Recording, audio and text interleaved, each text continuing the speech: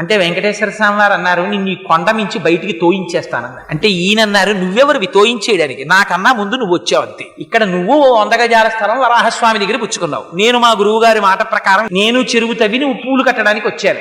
మిగిలిన వాళ్ళకి భగవంతుడు ఉంటాడేమో, నాకు భగవంతుడు రామానుజాచార్యులు వారి నాకు గురువు, ఆయనకి మాట ఇచ్చాను, నువ్వు వేసుకుంటే వేసుకోవాలి, అతే మానే, ఇదిగో ఈ పూలదండలు తీసుకెళ్లి తలుపు గొళ్ళానికి పెట్టేస్తున్నానని వెళ్ళిపోతున్నారు. వెంకటేశ్వర స్వామి వారు పరిగెత్తుకొచ్చారు, ఈయన పరిగెత్తుకుపోతున్నారు, ఎదురొచ్చి పట్టుకున్నారు. అంత కోపం అయితే ఎలాగో అనంతాచార్యులు, నువ్వు ఎంత బాగా కడతావో, నీకు అసలు ఉన్న నిష్ట ఏమిటో చూద్దామని రమ్మన్నానోయ్ అని గట్టిగా కౌగిలించుకుని ఆయనతో 4 కులాసా కబుర్లు చెప్పి సంతోషపెట్టి పంపించారు. అనంతాచార్యుల వారి వైభవం అంటే ఏమిటో తెలుసా అండి?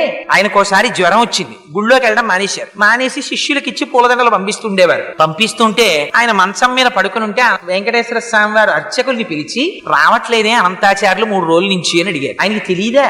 అడిగితే అర్చకులు అన్నారు, కొంచెం జ్వరంగా ఉందండి, పడుకున్నాడు అన్నారు. మీరు వెళ్ళి అడగండి, జ్వరం తగ్గకపోతే వెంకటేశ్వర స్వామి వారు డాక్టర్లని పంపిస్తారట, వైద్యుల్ని, తగ్గిందా లేదా ఇంకా ఎక్కువగా ఉంటోందా అడిగి రమ్మన్నాడని అడిగిరండి అన్నారు. అర్చకులు వెళ్ళి అడిగారు. అడిగితే ఆయన కోపం వచ్చి అన్నారు, చాలా ఎంత దయాళు అయ్యా మీ ప్రభు, ఐశ్వర్యవంతులతో సంధ్యావందనం చేయించేవాడు మీ ప్రభు, వెళ్ళి రమ్మనన్నారు. అంటే వాళ్ళు వెళ్ళి ఇదే మాట చెప్పారు, అసలు మూతి ముడుచుకుని మీ మీద విసుక్కుంటున్నాడండి, నాకు వైద్యుల్ని పంపిస్తాడా?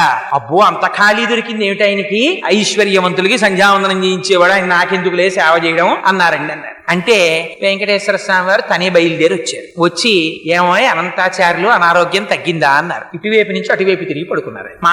మాట్లాడకపోతే ఆయనే పాపం ఓ బల్ల లాక్కుని వెంకటేశ్వర స్వామి వారు కూర్చున్నారు. ఇవన్నీ యథార్థంగా జరిగిన సంఘటనలండి. ఓ బల్ల మీద కూర్చుని చెయ్యి పట్టుకుని, అనంతాచార్యులు తగ్గలేదా, ఇంకా ఒంట్లో ఉష్ణం అన్నారు. అంటే కోపం మీకు ఇప్పటికి తీరుబడి దొరికింది, మిమ్మల్ని నమ్ముకుని కొండ మీదకి వచ్చి ఈ నేల నుంచి పుష్పకైంకర్యం చేస్తున్నాను, 3 రోజులు అయింది జ్వరం వచ్చి పడి మంచాన, వచ్చి నన్ను పలకరించడానికి తీరుబడి కుదరలేదు, వైద్యుల్ని పంపిస్తానన్నావుట, ఏం పాపం నువ్వు వచ్చావేం ఖాళీ దొరికిందా అన్నారు. అంటే పోన్లేవయ్యా, మనస్సంతా కష్టపెట్టుకోకయ్యా, నీకు జ్వరం ఉందో లేదో చూద్దామని వచ్చాను. అనంతాచార్యులు నన్ను చూడాలన్న భక్తే తప్ప వైద్యులతో వైద్యం చేయించుకుందామని కూడా నీకు కోరిక లేదేమిటో, చూడు నీకు ఎలా తగ్గించేస్తానో అని ఒళ్ళంతా తడిమేర పడుకున్నటువంటి అనంతాచార్యుల వారిది. ఆయనకి జ్వరం అంతా తగ్గిపోయింది. లేచి నిలబడి గభాల కాళ్ళ మీద పడ్డారు. పడి, స్వామి అలకొచ్చేసింది, ఏం చెయ్యమంటారు, ఎప్పటి నుంచో ఈ శరీరానికి ఉండిపోయిన ఉద్రేకం, అహంకారం, మీరొచ్చినా కూడా అంత కోపంగా మాట్లాడాను, మీరు రాలేదని మనస్సులో ఉన్నటువంటి వ్యగ్రత చేత అలా మాట్లాడాను, మరోలా అనుకోకండి స్వామి, నన్ను క్షమించండి అని ఆయన కాళ్ళ మీద పడ్డారు. అనంతాచార్యులు నిన్ను క్షమించడం ఏమిటో అని పొంగిపోయి కౌగిలించుకుని పాపం గుళ్ళోకి వెళ్ళారు వెంకటేశ్వర స్వామి వారు. ఇంకా విచిత్రం ఏమిటో తెలుసా అండి?